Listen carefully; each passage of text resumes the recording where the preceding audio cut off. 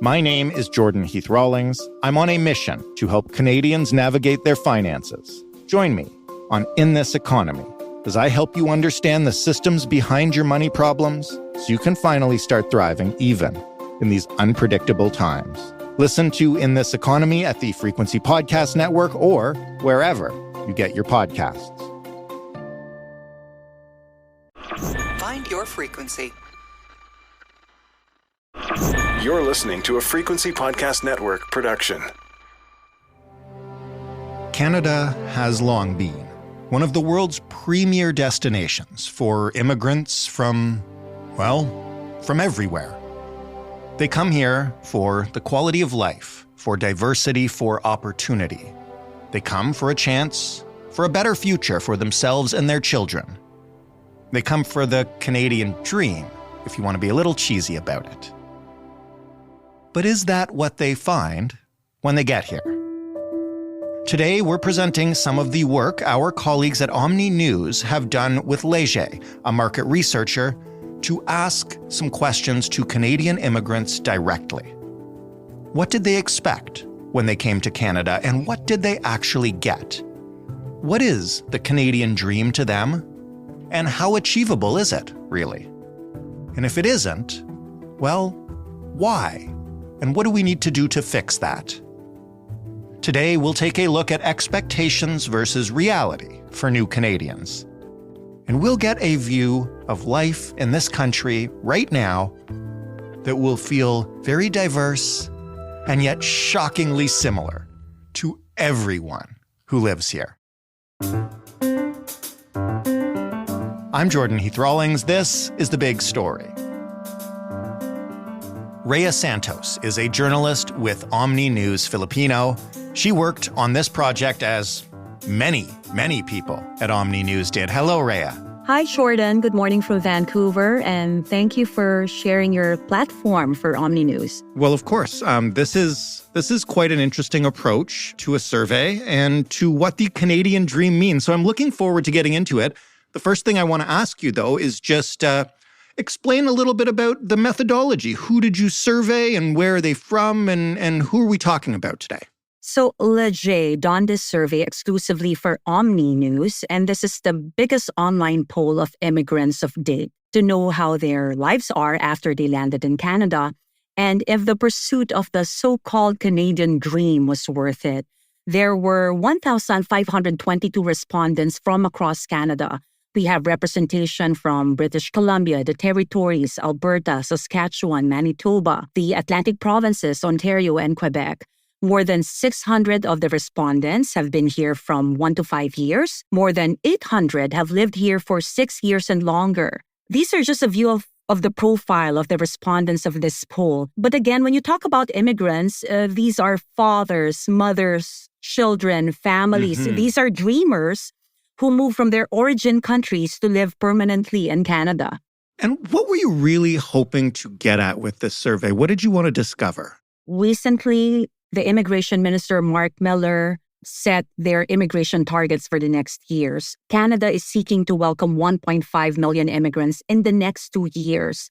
And as Canada prepares for the influx for more immigrants, OMNI, through the help of Rhea, want to understand if those who are already here feel they made the right choice. Was it all worth it?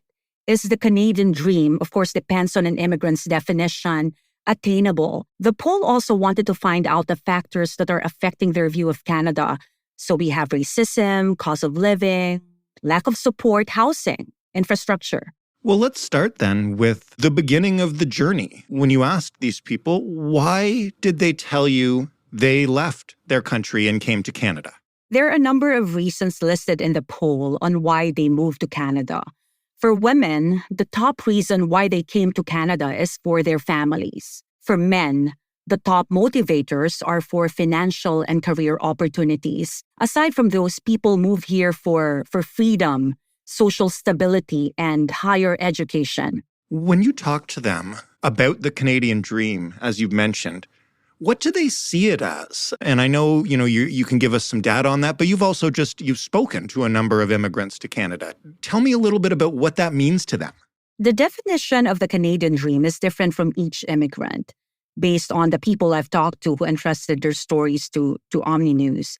But according to the poll, 1 in 5 immigrants view the Canadian dream as stable and having a good quality of life. Some view it as personal freedom. Job and opportunities also define the Canadian dream for others. People I've spoken with say Canada provides limitless opportunities and you can do whatever you want. You can go wherever you want to go. For those who identify as BIPOC, Black people are more likely to say the Canadian dream means job opportunities and being successful. Latin Americans describe it as personal security, safety. And South Asians say future prospects for their children is what the Canadian dream is all about. A quarter, though, Jordan, 27% cannot describe what the Canadian dream means to them. With that, 8 in 10 feel safe in Canada. They are proud to live here. They feel they belong here and believe moving to Canada was the right choice. So does that mean, and you can correct me if I'm wrong here, but I'm curious, when you ask them, first of all, the ones who have recently moved here, but perhaps more importantly, the ones who have been here for quite some time, do they feel that they've been able to achieve that they're living the Canadian dream? Based on our poll, more than 83% of immigrants say they are satisfied. They are happy with their decision to move to Canada. But our poll also says 58% are saying their Canadian dream is further out of reach. And one of the biggest struggles of immigrants, I guess of everyone, is affordability. With 83% saying the cost of living crisis in Canada has made it more difficult to settle.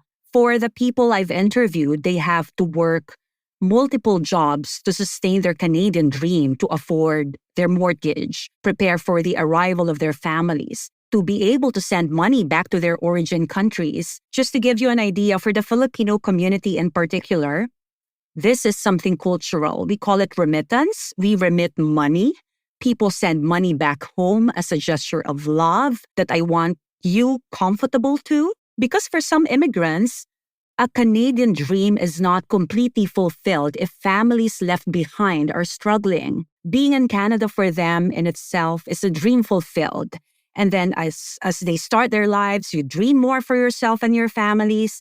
And to be able to live that dream, to be comfortable, to be worry-free, these immigrants I've talked to have to work multiple jobs, some of them getting sleepless nights. And Jordan, if I may share, there's this one clip that really stuck to me, and it's really striking. It's a soundbite of one of my interviewees saying, I've slept, because I asked them, is sleep still in your vocabulary? And she said, you know what? I've slept a lot when I was little. Time is so precious. We gotta work now because eventually we'll sleep forever. Right.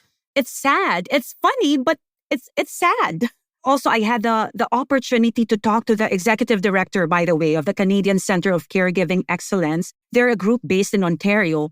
And a lot of care providers are immigrant women who have been struggling with supports when it comes to pay, their immigration status. A lot of these essential workers have been taking care of Canada's aging population for years, and yet the organization said these care providers are not being rewarded and seem to be forgotten even after their value was highlighted during COVID. So for this particular sector, the care providers, they are still waiting for their Canadian dream to be fulfilled. So really lots of work to do in all branches of government to address the concerns. I mean, as you mentioned, affordability is not strictly at all an immigrant concern. I mean, you're worried about it. I'm worried about it. Everybody listening has felt it. When you talk to people who are working those many jobs, or when you survey them and you ask them, if you're not achieving the dream you came to Canada for, what's in the way of it? Is that what they cite? And how does that vary across populations or locations or anything like that? Or is this is just the universal state of Canada now? You and I both agree affordability is one of the greatest struggles of everyone, not only immigrants. And not being able to afford and or keep up has to do something with the existence of systemic barriers for immigrants in particular. I've spoken to a professor of economics at the University of Fraser Valley. His name is Michael Batu, and an immigration lawyer, Ludang Zalan, who both gave their thoughts on building a life here for immigrants. And according to them, immigrants have long faced systemic barriers. One of these is the challenge on credential recognition, wherein your experience, education, and a certain skill or profession are not recognized when they land here. Therefore, most immigrants land in low-paying jobs. Their skills that Canada actually needs are wasted or underutilized. During COVID, if I may share, I remember doing stories about immigrant doctors who are not yet certified in Canada, but due to the shortage, to the vast need for doctors and nurses, they were ready to get on board, but they weren't able to help. So we have an army of immigrant physicians and nurses who cannot help in addressing the healthcare crisis during that time. But you see, a lot has changed already. We have to acknowledge that. But underemployment is a big problem for a lot of immigrants. They could have been working in a field where they have been trained for all their lives, but are not when they get here.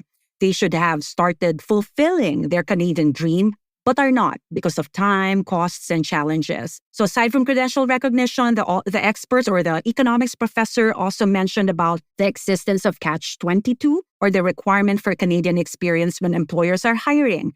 Then there's discrimination. The economist also mentioned a very important study done by the UBC years back, wherein those with Chinese, Pakistani-sounding names, South Asian names, especially Muslim names, do not get a fair chance to be hired. And our poll actually reflects that. The Canadian dream seems furthest out of reach for Arabs and South Asians. Arab immigrants express some regret moving here. One challenge also in building a life here, 7 in 10 or 71% agree that Canada has not thought through a strategy on how to settle the immigrants it brings in. More than half saying there is not enough housing to support the influx of immigrants. So yes, we have 8 in 10 feeling safe and proud to live here, but only half agree that Canada has enough jobs to support immigrants.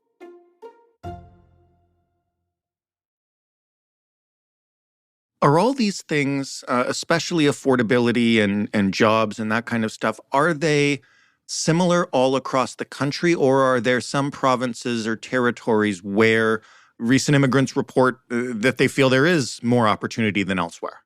When we look at the results from Quebec, those who have settled in Quebec feel happier with their move to Canada compared to those from the rest of the country. So 87% of Quebec immigrants agree moving there was the right choice. A big percentage agree there are enough jobs to support immigrants. If you are to compare Quebec from the rest of the country, 49% in Quebec agree their Canadian dream is further out of reach compared to 59% shown from the rest of the country. Their household struggling stands at 34% versus 43% in the rest of Canada. There is a Leger study done August 2023 that revealed 47% of Canadians say they are living paycheck to paycheck, but this sentiment was lowest in Quebec. The potential reason for this may be related to the idea that the impact of inflation and rising costs has been lower in Quebec compared to the rest of the country.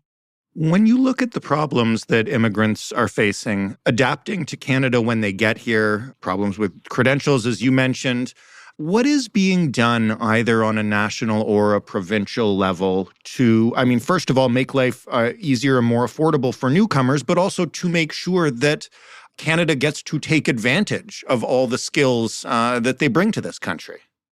We've reported on grocery rebates, CEBA loans for small businesses. Immigrants are saying some of those introduced by the government are Band-Aid solutions.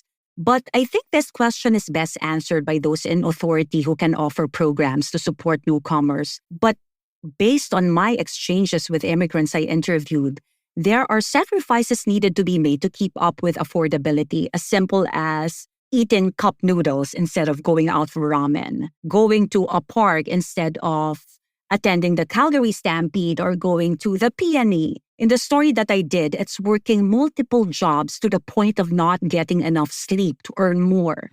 They all agree that life in Canada is expensive, with housing, rent taking much of their paycheck, and the only way to keep up are financial sacrifices and finding more sources of income. And just to add a very important topic, financial literacy is important for immigrants, especially for newcomers. Many end up in huge amounts of debt because of credit card loans, because at times, that's the only way to survive for them. You mentioned earlier some of the sort of subtler methods of discrimination in terms of names on a resume or that kind of stuff. I'm curious about new immigrants and older immigrants' experience with more overt racism in Canada. It's certainly something we've talked about on this show, that we like to think we're better than that. The reality on the ground may tell a different story. What are they reporting? According to the poll, 6 in 10 immigrants have experienced or witnessed racism or discrimination around them. The most common discrimination is about race, followed by language. Respondents also reported religious discrimination, especially for Eastern Canadians in Ontario. 14% have been discriminated because of how they dress. Among the BIPOC community, Latin Americans, Black people, and Chinese immigrants are most likely to have experienced racism or discrimination personally. And more than 80% are saying discrimination came from outside their community. While Filipinos and South Asians rank high on experiencing discrimination within their own community. What does that look like? You know what? I am of Filipino heritage. That is my community. Based on my observation, it's discrimination that springs from social class. I'm curious, and it might just be the reasons that you've already cited, but I'm curious about the 17% who do regret coming to Canada and why they say they regret that. Is it just the cost of living, or what is it? I mean, obviously, they took a huge risk coming to this country. It's great to know that despite affordability problems, Canada, it feels like Canada's paying off for a lot of them. But I'm curious about the people who legit regret coming here. Like, for example, in the case of like the Muslim community, they suffer more when it comes to discrimination. Mm-hmm. But, as I've said, when immigrants come here, nothing can stand their way. They feel somewhat regretful, but they will still choose to stay. Although I've done stories of Filipinos, a few, who have decided to come home or to go back to the Philippines. And why do they make that decision? I know we're not talking about the data here. We're talking anecdotally, but I'm curious. Yeah, because they can't afford living here. It's just too much. They come to Canada with debts, and then they find out that Canada is also suffering from affordability, that, rent is finding a place to live is hard to find. That rent will take up a lot of your paycheck. Most of those who feel regret, the ones I've talked to, are international students. Right. Because that's the most expensive route to get to Canada, but it's the fastest. And you know how tuition fees are here in Canada. It's 4 times the tuition fee of a domestic student. And aside from that, of course, the policy of Canada for international students is they just get to work for 20 hours a week. That's their max. And imagine working 20 hours with minimum wage? I'm sure they're in jobs where it pays just minimum wage. They really can't afford staying in Canada. That's why a lot of students get cash jobs, under the table jobs, wherein they're paid directly cash. They don't need to declare it to the government. But there's a policy, an immigration policy that is about to end that covers international students. And that policy will end this December 2023. And the ones I talked to, they want it extended. This policy is allowing international students to work full-time. So they study full-time, they work full-time. I don't know how they do it, but they're doing it. Yeah. Actually, these students are appealing to the government if they can extend that policy when the new year comes, because Canada is suffering from an affordability crisis. Well, this is the last thing that I was going to ask you, and you just kind of hinted at it there, is when you talk to these immigrants or when you look at the survey results. As you mentioned, Canada has huge immigration targets over the next few years. What do they want to see in terms of changes to the immigration system or tweaks to the supports that would help the next wave of new Canadians adapt and achieve what they've achieved? Yeah, let me just share this information that we got from our poll. Immigrants who agreed that the right supports were in place to help them when they landed in Canada are far more likely to disagree that the Canadian dream is out of reach. So this line emphasizes the importance of settlement or newcomer organizations. When an immigrant sees someone who looks like him or can speak her language, it makes it easier for newcomers to navigate the system. It is crucial for them to feel welcome, integrated, and successful. So this changes the overall experience of immigrants if there's support when they land here. But more importantly, we've talked about this a while ago, systemic barriers or policies in place that hinder immigrants from pursuing their Canadian dream should be addressed. We talked about credential recognition. It has been a long-time issue in Canada. But in BC, the International Credentials Recognitions Act has been passed and will take effect summer of 2024. So the act would monitor 18 regulatory bodies of 29 professions to make changes to expedite credential recognition. No details yet on how this will proceed, but this is a move in the right direction. One big change also, we mentioned it a while ago, the removal of the requirement for Canadian experience in the hiring process. Ontario just recently is set to introduce legislation that would ban the Canadian experience requirement in job postings. And if passed, this would make Ontario the first province in Canada to help more internationally educated immigrants work in fields that they are trained for. So with these provinces' progress on credential recognition and Canadian experience, the hope is other provinces will do the same. And it was also mentioned in my interviews with experts that if Canada can find ways to certify future immigrants in their home countries, it will be better for the immigrant and would be best for Canada. So when they get here, they are already job ready. There's also a call to expedite the immigration process. So, of course, families can be together and the immigrants' well-being can be taken care of. Because if family is around, the more productive an immigrant will be. So really lots of work to do on the side of the feds, provinces, and the bodies regulating certain professions. Mm-hmm. I feel there's not one solution. We all have to help each other, even the media. We have to continue amplifying the voices of immigrant communities so that they are seen and heard, and hopefully their needs can be addressed because they are an important part of Canada. Because I'm an immigrant myself, I came here 2019 as an international student, and maybe just a change of mindset to my fellow immigrants. Immigrants are here for a reason. As much as we want to be here, Canada needs you, needs us too. So let's keep our head high and put value on what we're bringing into our new home. Let's recognize and respect that we are on borrowed land. Let's be thankful. Let's take care of it, and let's all be productive. Thank you so much for that, and thanks again for walking us through this report. Jordan, thank you very much. Rhea Santos of OMNI News Filipino. That was The Big Story. For more from us, you can head to thebigstorypodcast.ca. For more on this report, you can tune into City News or go to OMNI News online or on your television set. And you can hear Rhea tell some of the stories she told us today in depth. If you want to talk to us about this episode or any other, you can find us on Twitter at TheBigStoryFPN. You can write to us. The email address is hello@thebigstorypodcast.ca. And you can phone us and leave a voicemail. The number is 416-935-5935. Thanks for listening. I'm Jordan Heath Rawlings. We'll talk tomorrow.